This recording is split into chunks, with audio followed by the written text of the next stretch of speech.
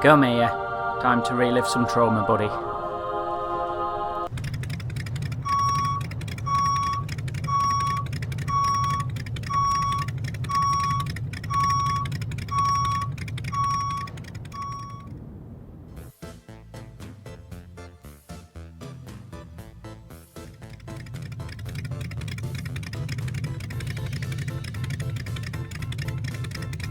There we go. Take a seat. Alright. Welcome back to the Devblog and to a brand new year. And with a new year comes a new book as well. Today we are going to be talking about BioWar Red Offensive and its broken protagonist, Floyd Petrov. Now, I know some of you may be thinking, but how can we talk about Book 2 without spoiling Book 1? That's the neat part. You don't. Book 2 takes place at the same time as the first book, except this time we venture over to the Eastern Front to see how those pesky Reds are faring. Not well. Really not well.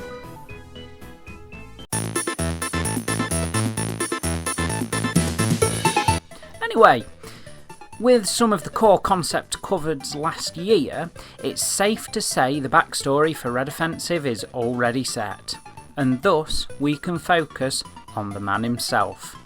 I mean good old Floyd Petrov. Floyd is complicated. So, Floyd started life back in the Soviet Union during the late 1920s to mid-1930s.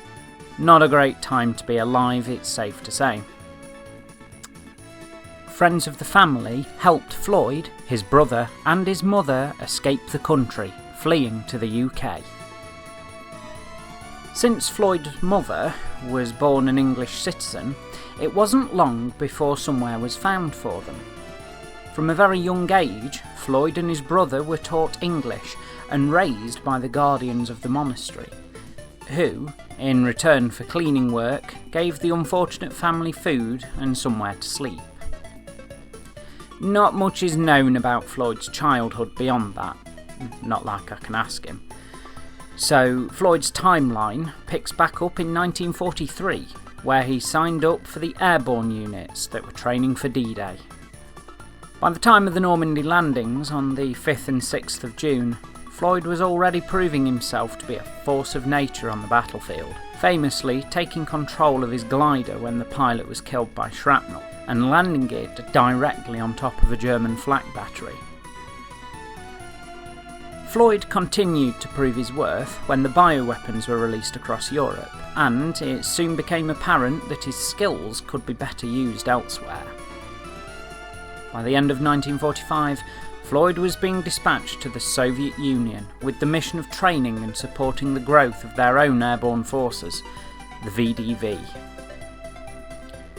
And this is where everything started to go wrong for Floyd. Back before Normandy, he had become engaged and was promised that before his redeployment to Russia, he would be given the time to complete his marriage ceremony. The young paratrooper was not happy about returning to Russia and initially refused until he was offered leave in return. When Floyd returned home, however, his life fell apart. His fiancée had moved on, marrying an American rocket engineer working in England. Floyd's leave was spent finding out what had happened, with the paratrooper only getting his answers the day before he was due to leave for the Soviet Union. But don't worry, it can only get worse from here. Right, Floyd? Floyd, you still with me, buddy? Go on. Once in the Soviet Union, Floyd Petrov was left broken and disinterested, tired of existence and whatever the Soviets would throw at him. So, jolly story, right? Anyway, as you may have noticed, Floyd and Carl are very closely connected. In what way that takes shape, you'll have to wait and see, although I'm sure you can guess. The reason I say that is because it involves some major spoilers for the rest of the series.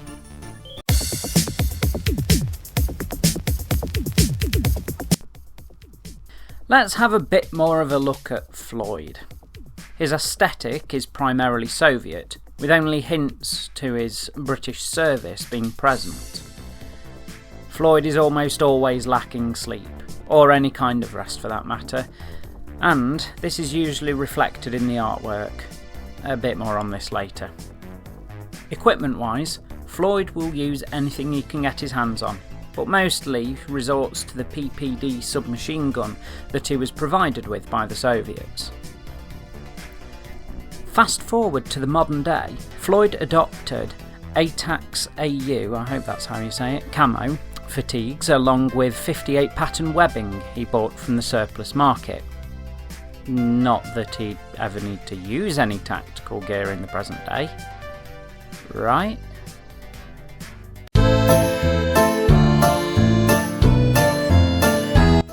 So, I promised to talk more about Floyd and why he looks like, well, this.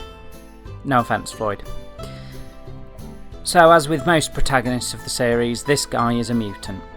He doesn't really work that out till the end of the book, but those who read BioWar will recognise the symptoms he displays in Red Offensive.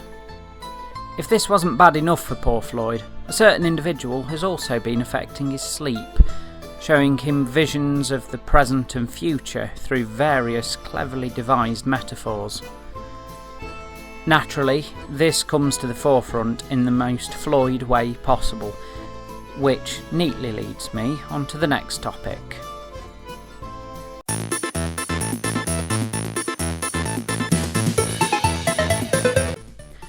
BioWar Red Offensive takes a slightly different tone to the first book. Our protagonists from book 1 had support, someone to turn to, problems with definite and clear solutions.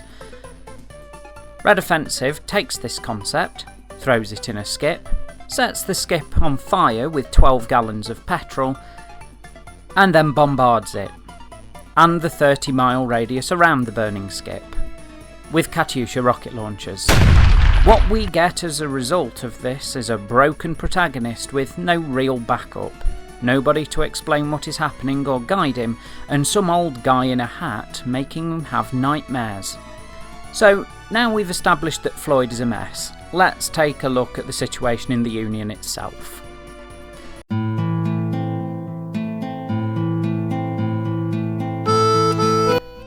Since pushing the Germans back from Moscow earlier in the decade, the Soviets had relied on momentum to survive, pushing further and further into German territory to create as much of a buffer between them and Moscow as possible.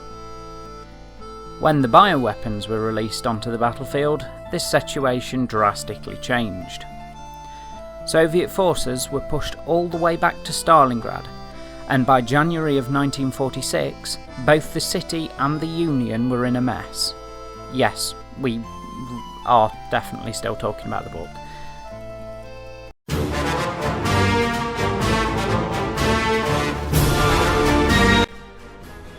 Seems like an oxymoron, I know, but it's time to talk about what the Soviets have been making. It's tanks. Of course it's tanks. Looking at the specifics, the Soviets began churning out their next generation of tanks fairly quickly. IS-3s all the way up to IS-7s began rolling off the production lines as designs were developed and shipped off to the front. Similarly, the T-44s and the first generation of T-54s began rolling off the factory and directly into combat, often having ammunition carried to them from nearby munitions factories as they fought.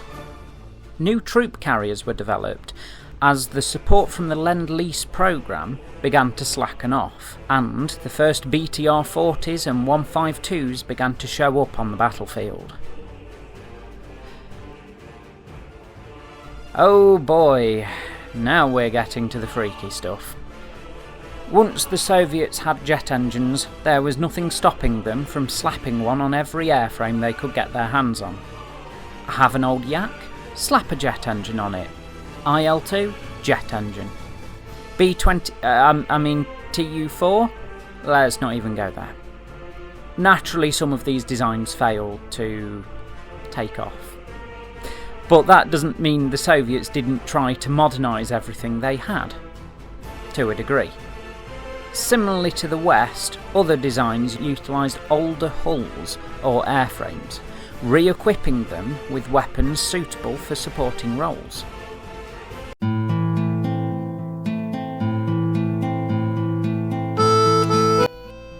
So, now all we need to do is go over some important extra details. First and foremost, Red Offensive is absolutely crucial to the series as a whole. A lot is explained in this book that will be relevant for the series to come. That doesn't mean it's impossible to read future books without this one, however. There are also some new and returning characters, with a fair few of these becoming more important as the series goes on. Last but not least, there is a serious content warning for this instalment of the series. There is no shying away from some pretty serious topics in this one, and I do not exaggerate when I say that this is the bloody, gritty, depressed cousin of BioWar. So, you may be thinking, where's the sample we always get? Truth be told, I'm not entirely ready to share much of Floyd's actual content until a later date. And for now, that burden sits squarely with my test readers. And me as well. If you're interested in becoming a test reader, please send us a message on the BioWar Instagram or Facebook pages. And yes, there will be more contact methods coming soon. I would also like to discuss with you all the progress that's been made in writing. So far, we now have several books that are ready for editing. BioWar, BioWar Red Offensive, BioWar The Island, Seas of Glory, and Union. This has already been a long video, but thankfully there isn't a lot else to comment on. And with no questions for the Q&A this month, it's time I bid farewell until the next video. Oh, what's that? You want a preview for the next one? Well, alright, go on then.